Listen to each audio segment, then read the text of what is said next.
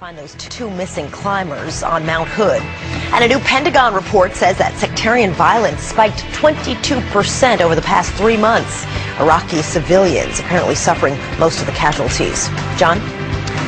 Thanks, Soledad. A CNN exclusive this morning. A key eyewitness is coming forward, sharing what he saw when police opened fire on an unarmed, mentally disabled man in the chaos after Hurricane Katrina. That eyewitness spoke to CNN's Drew Griffin, who has the exclusive details for us. It was the 6th day after Katrina. New Orleans was underwater, its police force under fire. Rumors of snipers everywhere. The city looted, evacuated, and on the brink of anarchy. It was under these stress-filled conditions that police shot and killed an unarmed man near this New Orleans bridge. Casimir Gaston saw that shooting and has been silent until now. He is coming forward to CNN, he says, because he is still troubled by what happened in front of New Orleans' Friendly Inn. The minute he turned in, he fell. Casimir Gaston was living on the 2nd floor by now. The door open. It was so hot. There was no power.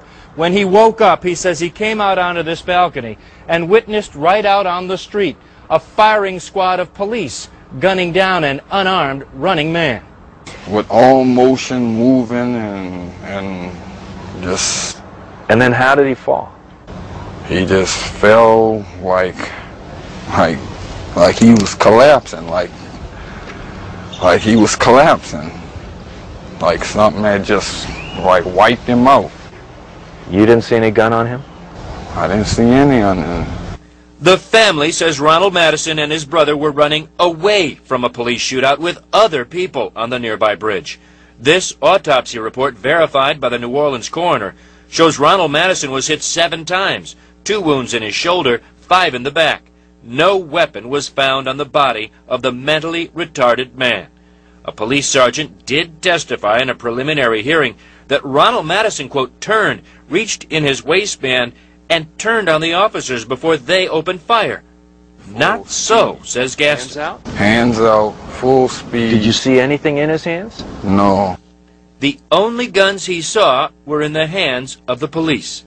They were all like in formation, in line, you know, in a row, and, you know, like at a firing range. The New Orleans police have refused to discuss details of the shooting with CNN. The only thing police told Gaston, he says, was not to touch the body lying behind his truck.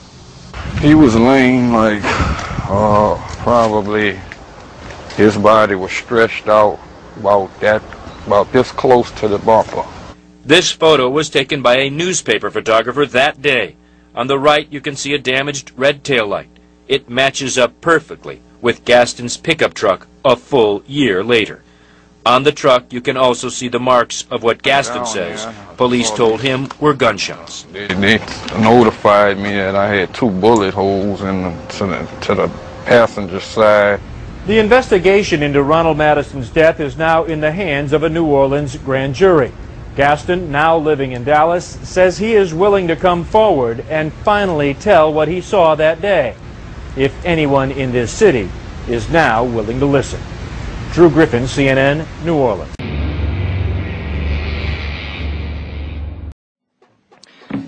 And I tried hard to be proud of my service, but all I could feel was shame. And racism could no longer mask the reality of the occupation. These were people, these were human beings. I've since been plagued by guilt anytime I see an elderly man, like the one who couldn't walk, who we rolled onto a stretcher and told the Iraqi police to take him away. I feel guilt anytime I see a mother with her children, like the one who cried hysterically and screamed that we are worse than Saddam as we forced her from her home. I feel guilt anytime I see a young girl, like the one I grabbed by the arm and dragged into the street. We were told we were fighting terrorists. The real terrorist was me, and the real terrorism is this occupation. Racism within the military has long been an important tool to justify the destruction and occupation of another country. It has long been used to justify the killing, subjugation, and torture of another people. Racism is a vital weapon employed by this government. It is a more important weapon than a rifle, a tank, a bomber, or a battleship. It is more destructive than an artillery shell, or a bunker buster, or a Tomahawk missile. While those weapons are created and owned by this government, they are harmless without people willing to use them. Those who send us to war do not have to pull a trigger or lob a mortar round. They do not have to fight the war, they merely have to sell the war. They need a public who is willing to send their soldiers into harm's way. They need soldiers who are willing to kill and be killed without question. They can spend millions on a single bomb, but that bomb only becomes a weapon when the ranks in the military are willing to follow orders to use it. They can send every last soldier anywhere on earth, but there will only be a war if soldiers are willing to fight. And the ruling class, the billionaires who profit from human suffering, care only about expanding their wealth, controlling the world economy. Understand that their power lies only in their ability to convince us that war, oppression, and exploitation is in our interest. They understand that their wealth is dependent on their ability to convince the working class to die to control the market of another country. And convincing us to kill and die is based on their ability to make us think that we are somehow superior. Soldiers, sailors, Marines, airmen have nothing to gain from this occupation. The vast